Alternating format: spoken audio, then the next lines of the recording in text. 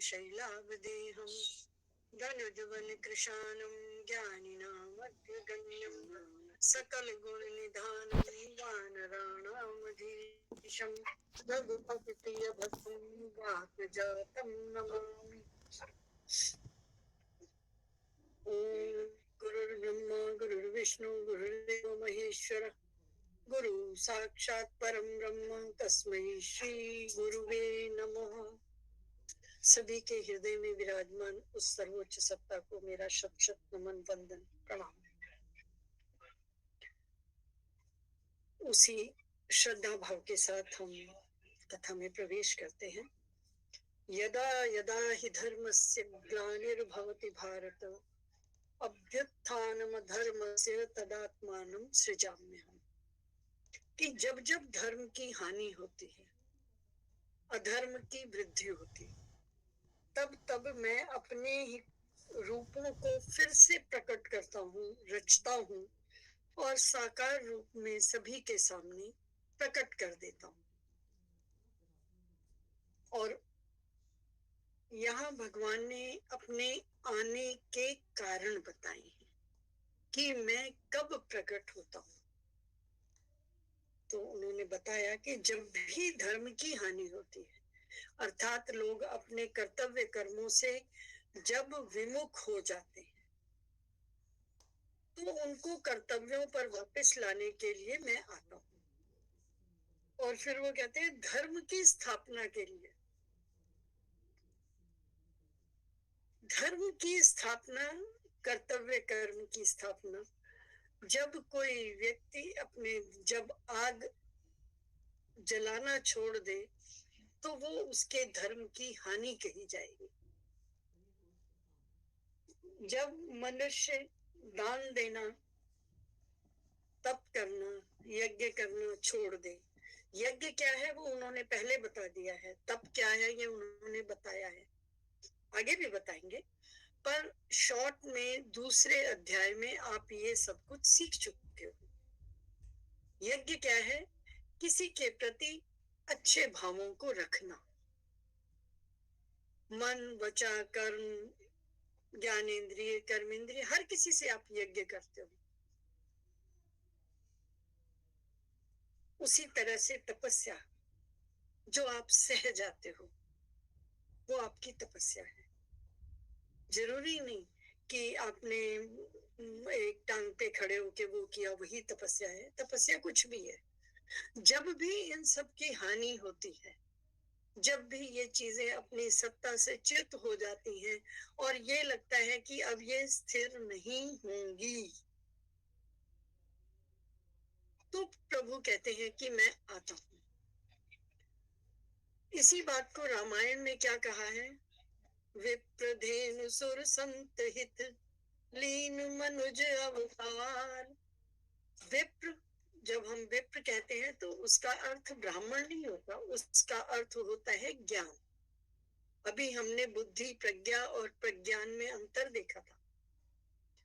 तो विप्र यानी ज्ञान की जब हानि हो जाती है, जब लोग ज्ञान को ज्ञान नहीं समझते, ज्ञान को वो किसी के मोबाइल से निकाल लेने वाले पैसे की कुशलता तक आ जाते हैं, उसको ज्ञान मानने लग जाते हैं, तब विप्र धेनु यानी गाय।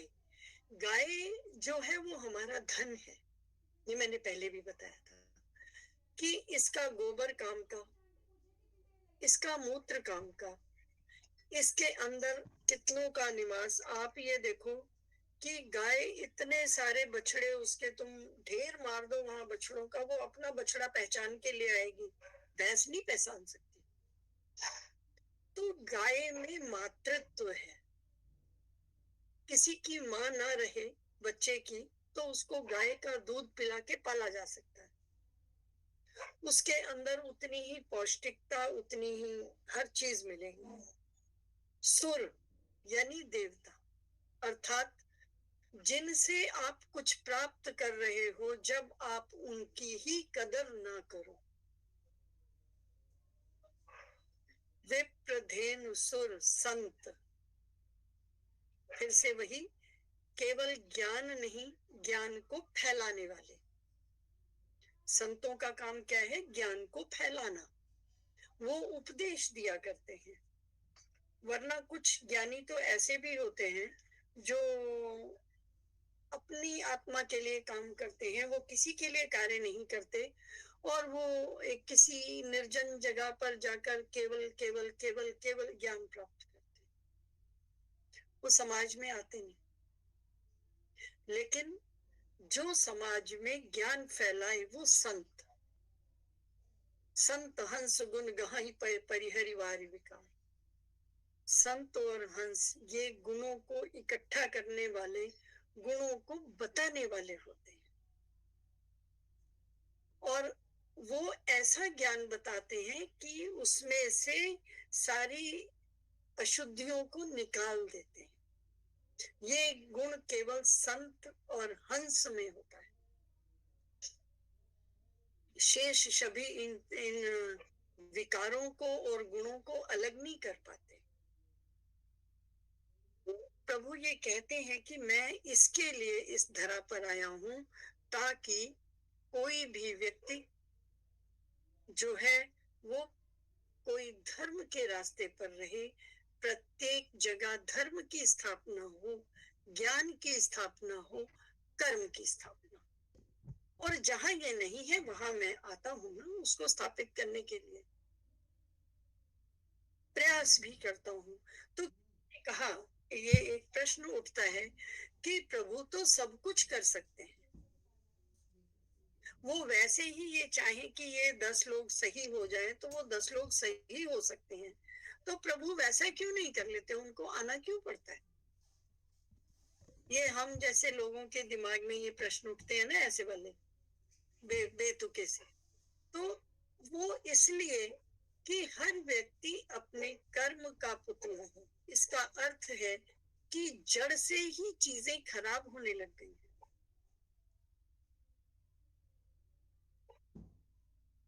एक है कि आपका दूध खराब हो गया, आपने उससे पनीर बना लिया, ठीक। लेकिन एक ये कि दूध में कुछ ऐसा गिर गया कि उसका अब पनीर क्या कुछ भी नहीं बन सकता, वो जहरीला हो गया, उसमें छिपकली गिर गई, उसमें कुछ रंग घुल गया जो हानिकारक है, अब आप उसका पनीर नहीं बना सकते। किसी भी चीज को जब तक सुधारा जा सकता है प्रभु सुधारते हैं। दुर्योधन के केस में देखो, जब तक उसे सुधारा जा सकता था अंत तक भी प्रभु ने सारे प्रयास किए कि सब स्थितियां ठीक हो जाए। 5 गांव ही मांग लिए। वो किसी ने कहा कि पंचायत में चले जाते, कोई तो फैसला होता, तो पंचायत ने यही तो कहा कि 5 गांव दे दो, पर तुम तो आधा भी देने को तैयार नहीं। कहते सुई की नोक के बराबर, सूच्याग्रे न दास्यामि, मैं तो इतना भी नहीं दूंगा।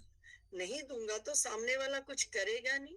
ये बात क्या उस सभा में बाकी लोगों को समझ नहीं आई?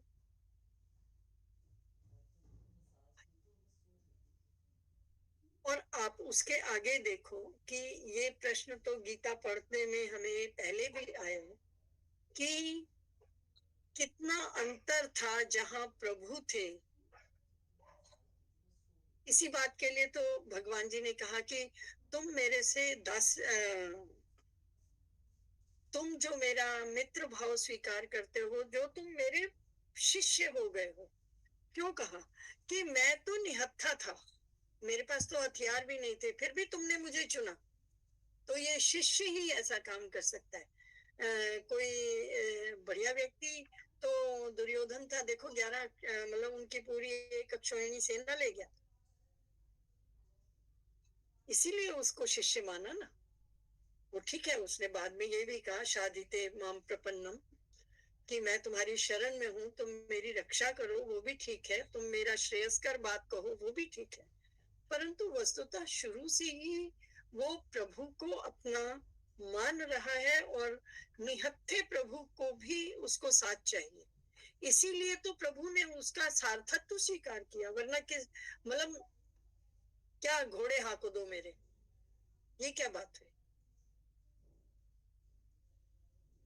तो उन्होंने उनको शिष्य माना। और जब शिष्य माना तो भगवान उनके लिए भगवान रूप में आए। आप इस बात को दूसरे तरह से भी देख सकते हैं कि जिस समय राम को वनवास हुआ तो वाल्मीकि रामायण में एक श्लोक आता है, नहीं आ रहा एकदम से, कि वो ये कहते हैं कि भगवान राम पूछते हैं वाल्मीकि जी से कि मैं कहाँ रहूं, कि मैं कहाँ रहूं। तो वाल्मीकि जी हंसते, मतलब उनको ऐसे लगता है कि देखो प्रभु मुझसे कैसा प्रश्न कर रहे हैं, क्योंकि वो जानते थे ये भगवान। और उन्होंने ये कहा कि प्रभु पहले आप मुझे ये बताओ आप कहाँ नहीं हो, फिर मैं तुम्हें बताता हूँ कि तुम कहाँ रहो। लेकिन आप ये देखो कि यहाँ जब ज्ञान की बात आती है तो प्रभु ज्ञान में अपने को प्रकट नहीं करते। ज्ञान में ज्ञानी को स्वयं उसे खोजना होता है, क्योंकि वो रास्ता उसने चुना है। लेकिन जब शबरी पूछती है तो वो कितने मजे में बता देते हैं कि मैं नवधा भक्ति से प्रसन्न हो जाता हूँ। प्रथम भगति संतन कर संगा, दूसरी रतिमम कथा प्रसंगा। तो कितने मजे से भक्ति के सारे आयाम बताकर स्वयं को भगवान बता देते हैं प्रभु, और ये कहते हैं कि मैं भगवान हूँ। ये नाता तो वही बता सकता है जो स्वयं भगवान हो, कोई दूसरा नहीं बता सकता। इसी तरह से यहाँ तक कि जिस समय विभीषण सामने आए हैं और तो उन्होंने कहा है कि मेरा जो दर्शन है वो निष्फल नहीं है, अब तुम आए हो तो तुम्हें कुछ मिलेगा ही, और उन्होंने उसका राज्याभिषेक कर दिया। ये साधारण व्यक्ति की काम नहीं है, ये प्रभु के काम है। तो वो कहते हैं कि जब जब धर्म की हानि होती है, जब मनुष्य स्वयं से सुधरने को तैयार नहीं होता, जब उसमें बातें बताई जाएं और वो ऐसे सिर के ऊपर से निकल जाएं, तब तब मैं आता हूँ। और मैं आता हूँ तो क्या जन्म लेता हूँ? नहीं, प्रकट होता हूँ। तब मेरी सत्ता का अनुमान होता है। और पता कैसे चलता है कि तुम आ गए प्रभु? तो वो कहते हैं कि जब मैं चाहता हूँ मैं स्वयं को जन्मा देता हूँ। मुझे मेरे कोई दो, मतलब कहीं कुछ ऐसे अलग से फीते नहीं निकल के आते। मतलब मैं जब अब पार्थ के सामने, अब अर्जुन के सामने प्रभु ने स्वयं को जन्माया ही तो है। उनको लगा अब बताना है कि हाँ, बहुनी में व्यतीतानि, कि मेरे बहुत से जन्म बीत चुके हैं, तेरे भी बीत चुके हैं। तुझे नहीं पता क्योंकि तू मानव है, मुझे पता है क्योंकि मैं भगवान। यहाँ से शुरू करके 13वें श्लोक तक प्रभु उसको अपने अपना आ, अपने को जन्मा रहे हैं कि मैं कौन हूँ। तो किसी साधारण व्यक्ति के साथ नहीं खड़ा है। और वैसे कहो तो भगवान इस युद्ध, इस रणांगन से बाहर जाने के बाद भी और जन्म के बाद से रणांगन तक प्रभु वहीं तो थे। कभी किसी को जन्माया? इनके अपने घर में कितने सारे लोग हुए, क्या किसी को वैराग्य आया? क्या किसी ने कंठी माला उठाई? नहीं। और अंत में भी उनकी बुआ ने क्या कहा कि प्रभु मुझे दुख ही दुख दे दो, ताकि दुख में आपका स्मरण तो रहता है। सुख आ जाएंगे तो शायद मैं भूल जाऊंगी आपका नाम, मुझे दुख ही दे दो। दुखी रहूंगी तो मैं याद करती रहूंगी, तुम्हारा स्मरण करती रहूंगी, और उस स्मरण से मेरा उद्धार हो जाए। लेकिन कर्मों को किसी ने छोड़ा नहीं। वो कहते हैं कि जब जब भी ऐसा होता है तो मैं साकार रूप में सबके सामने आ जाता हूँ, और प्रकट होता हूँ, इसके बहुत सारे अर्थ हैं कि मैं स्वयं को जन्मा देता हूँ। प्रभु के साथ बहुत सारे हमारे रिश्ते हो जाते हैं। स्वामी भाव से भी हम प्रभु को चाहते हैं, हम सखा भाव से भी प्रभु को चाहते हैं, हम कभी प्रेमी भाव से भी प्रभु को चाहते हैं, कभी वात्सल्य भाव से प्रभु को चाहते हैं, और कभी शांत भाव से, जिसको मैंने शुरू में कहा कि कुछ ज्ञानी लोग गिरी कंदराओं में जाकर आजन्म तपस्या करते रहते हैं, वो है शांत।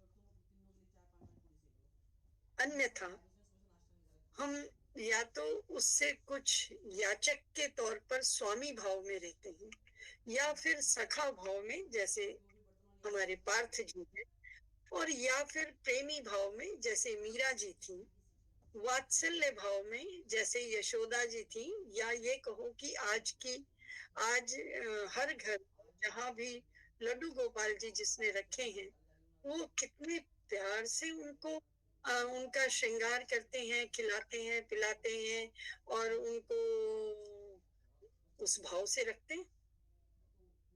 ये वात्सल्य भाव है। और अगला वाला तो शांत है, जो हम सब लोगों की उससे बिल्कुल परे है, कि हम सब कुछ छोड़ के, वो ज्ञान का कोई अलग लेवल है, जिस लेवल को हम जान नहीं सकते। और वो वही कर सकता है जिसको प्रभु या वो दोनों एक दूसरे को जब जान जाते हैं, तो वो स्वयं प्रभु हो जाते हैं। जब वो अवस्था आती है तो शांत भाव। तो वो ये कहते हैं परित्राणाय साधूनां विनाशाय च दुष्कृतां धर्म संस्थापनार्थाय संभवामि युगे युगे। तो किसी ने कहा कि कितनी बार?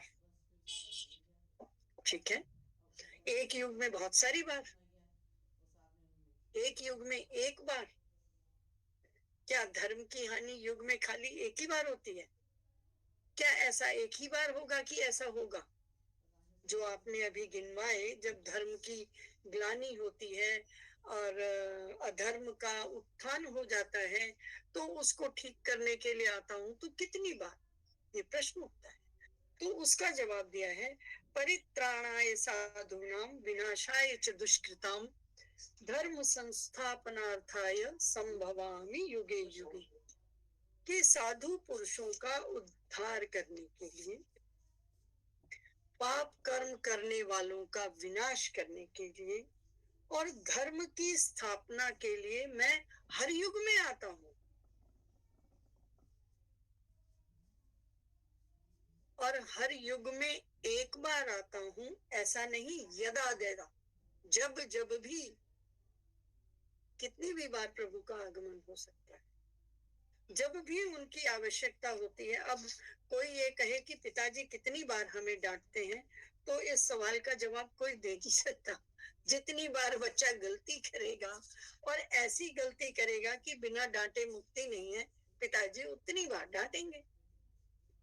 उसी तरह से यहाँ कि जितनी बार भी जरूरत पड़ेगी, जब जब कोई सीधा व्यक्ति सताया जाएगा, तो किसी न किसी रूप में प्रभु वहां होंगे उसको संभालने के लिए, उसको उसका दिलाने के लिए, धर्म की प्रॉपर संस्थापना करने के लिए। अगर एक बार डांट के, या कहते हैं ऑर्डर ऑर्डर करके आपने धर्म की स्थापना कर भी दी, तो क्या वास्तव में उससे धर्म की स्थापना हो जाएगी? दिमाग तो गंदे हैं, दिमाग तो गंदे हैं।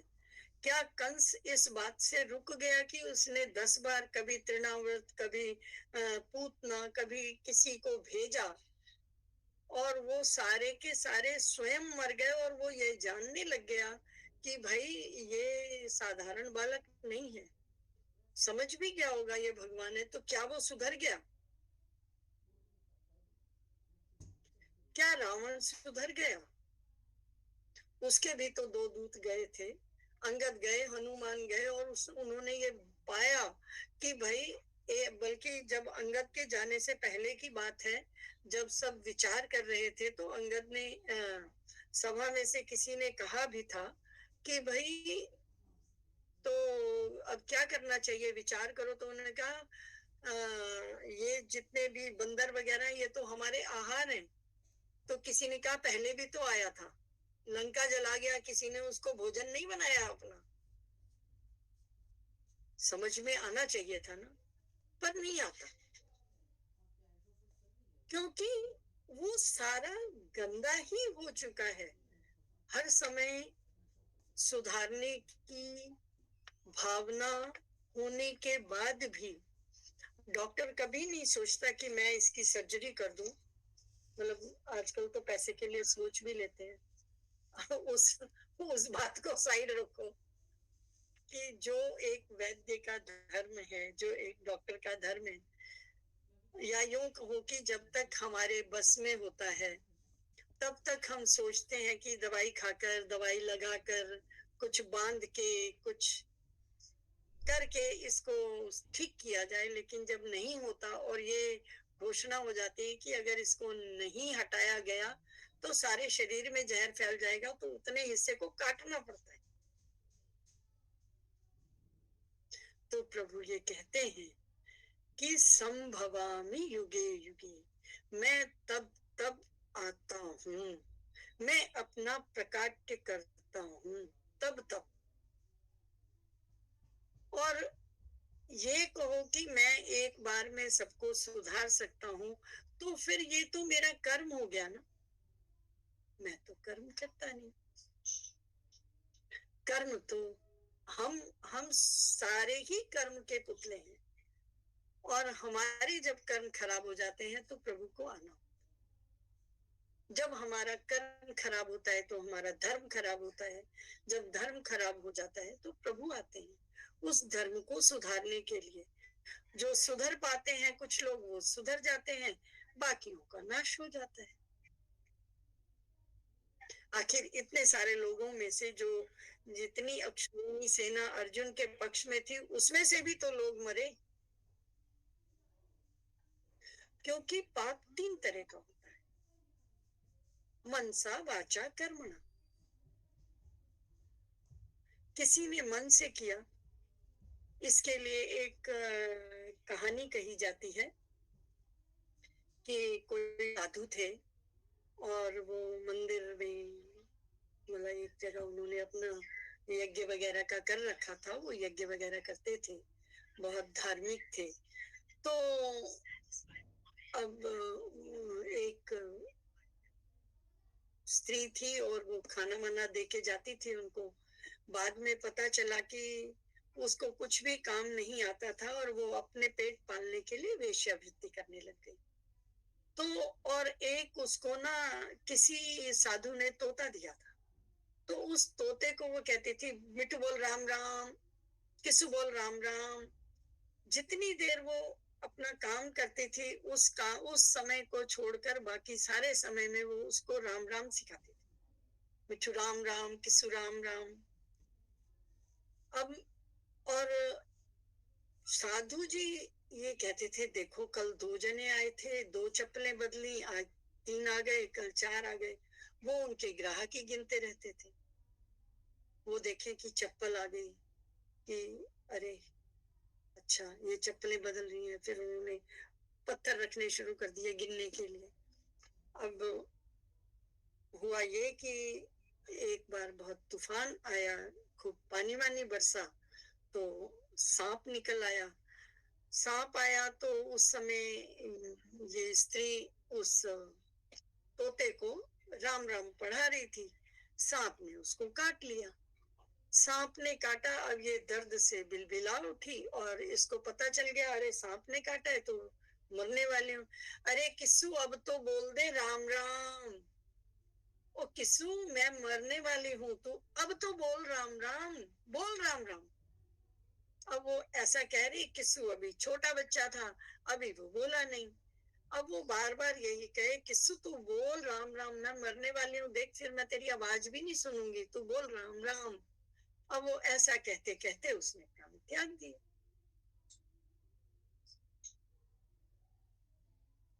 थोड़े दिन, एक आध दिन के बाद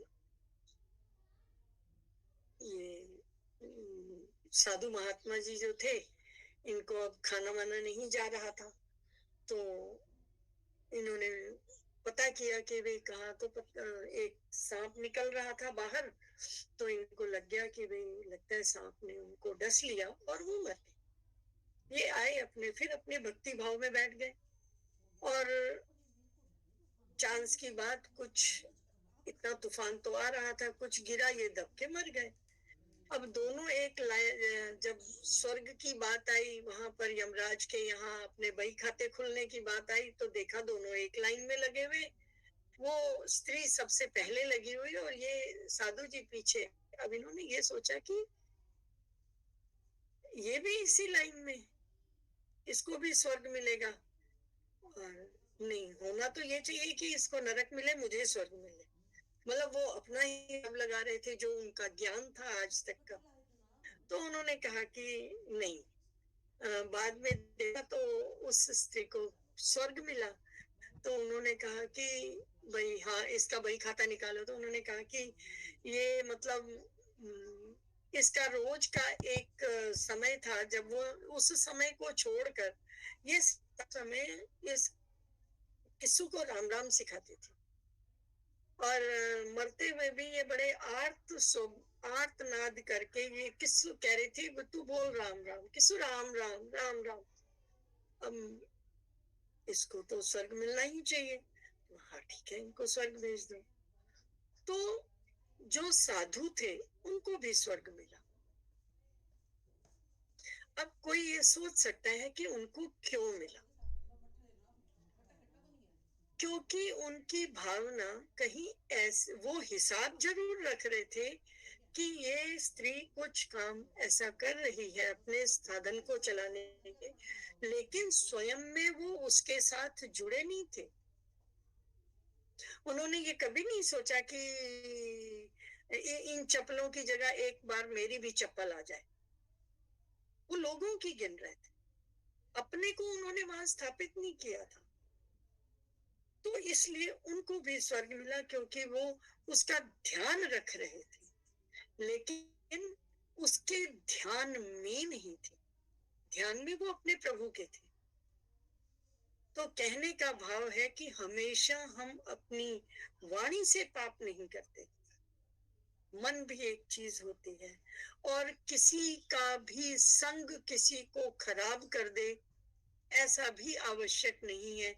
आपके अपने जो मन की गति है उस पर निर्भर करता है कि आपका कर्म कैसा है।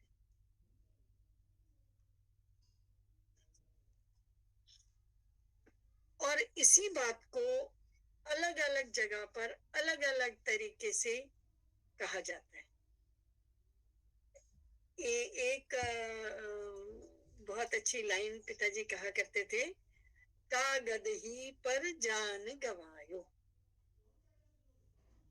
कि एक कोई क्लर्क था, वो ऑफिस में जॉब करता था, उसकी उससे कुछ गलत लिखा गया और उसकी नौकरी चली गई। एक बात। दूसरा, इसी एक लाइन के ऊपर फिर बात कही जाती है कि एक हलवाई जी थे, वो एक कौवे को बार बार अपनी झरनी से उड़ा रहे थे। झरनी, वो कौवा थोड़ी देर में ये सीख गया कि इस लाला की झरनी मेरे तक नहीं आ रही है, दूर से खट खट करता है और मैं उड़ जाता हूँ, डर रहा हूँ। उसको भूख ज्यादा लगी थी, वो दही खाने लग गया, और लाला ने अपना बाट उठा के मारा, बाट लगा कनपट्टी पे, कौवा मर गया। तो लाला ने उसको पढ़ा, काग दही पर जान गंवायो। और इसी तरह एक और इसी के साथ कहानी आती है कि कोई सेठ था,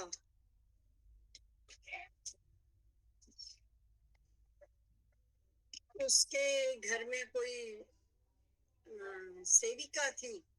तो उसके मन में लालच आ गया, उसने सारा उसका सोना वोना बटोर लिया, रात को मारने की फिराक में थी, तो उसने निकाल दिया उसको घर से बाहर। तो सोना चला गया और उसकी जान बच गई। तो वो कहते हैं, कागद ही पर जान गंवाई, का गद ही पर जान गंवाई। तो एक ही चीज के कितने सारे अर्थ निकालकर उस बात को समझाने का प्रयास किया कि एक कहता है जो क्लर्क जिसने नौकरी गंवाई थी वो कहता है कागज, यानी कागज पर ही जान गंवा दी, यानी नौकरी वो हो गई, उसने इस तरह से अपने ऊपर लिया। और जिस सेठ की जान बच गई और उसने उस सेविका को बाहर निकाल दिया और उसके पास, तो वो कहते हैं कागज ही पर जान गंवायो का, कि क्या गधी पर ही जान गंवाने चले थे।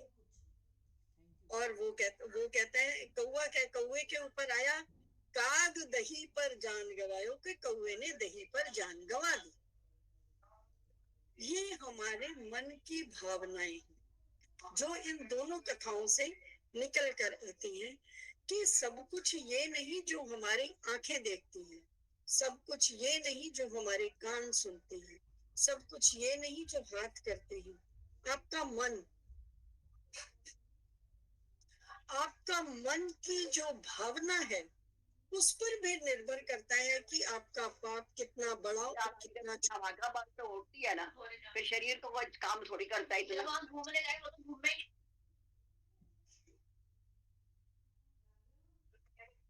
तो ये जो शरीर है, नहीं,